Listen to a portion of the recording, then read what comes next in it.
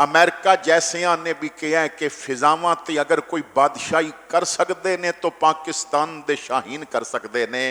मैं फिर अफवाज पाकिस्तान नू, हुकूमत पाकिस्तान नू मुबारकबाद पेश करांगा और इस जगह ते यह भी अर्ज करांगा कि अपनी पाकिस्तान दी सालमियत वास्ते, अफवाज दी जुर्रत व बहादरी वास्ते, पाकिस्तान दी बका वास्ते हर नमाज तो बाद दुआ कीती करो।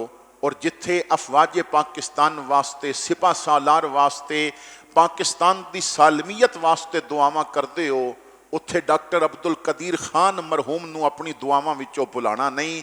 ये वाहिद वो इंसान है कि जिस दी मेहनतां तो बाद असी इतने दलेर होए हाँ, जिस दी मेहनतां तो बाद इंडिया दियां धमकियां नू असां ने मजाक विच उड़ा दिता है, क्योंकि वो मुल्क पाकिस्तान नू इतना मजबूत करके चला गया सी, जिसने कई साल पहले किया सी कि असी ना चंद लम्हियां विच इंडिया दे हर शहर नू कई कई मरतबा ख़त्म करन दी पोजीशन विच हाँ। अल्लाह रब्बुल इज़्ज़त उस अजीम इंसान दी कब्र मुनव्वर फरमाए और जो जो भी इस वक़्त शहादत तो सरफराज होए ने, वो अफवाज पाकिस्तान दे जवान ने या अवाम पाकिस्तान विचों ने, अल्लाह सब दे दर्जात बुलंद फरमाए और मुल्क पाकिस्तान दी खैर फरमाए।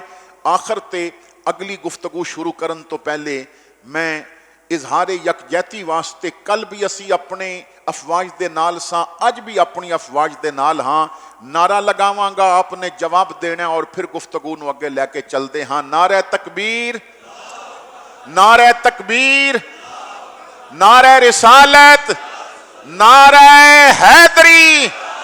अफवाज पाकिस्तान, पाकिस्तान और सिपा सालार चीफ ऑफ आर्मी स्टाफ की जो बात है वो बहुत दिल नू लगी है। पाकिस्तान सिर्फ जिंदाबाद नहीं, पाकिस्तान हमेशा जिंदाबाद, पाकिस्तान हमेशा जिंदाबाद। अल्लाह उन्हां दी जुबान तो निकले ये लफ्ज कबूल फरमाए और पाकिस्तान नू हमेशा जिंदाबाद रखे।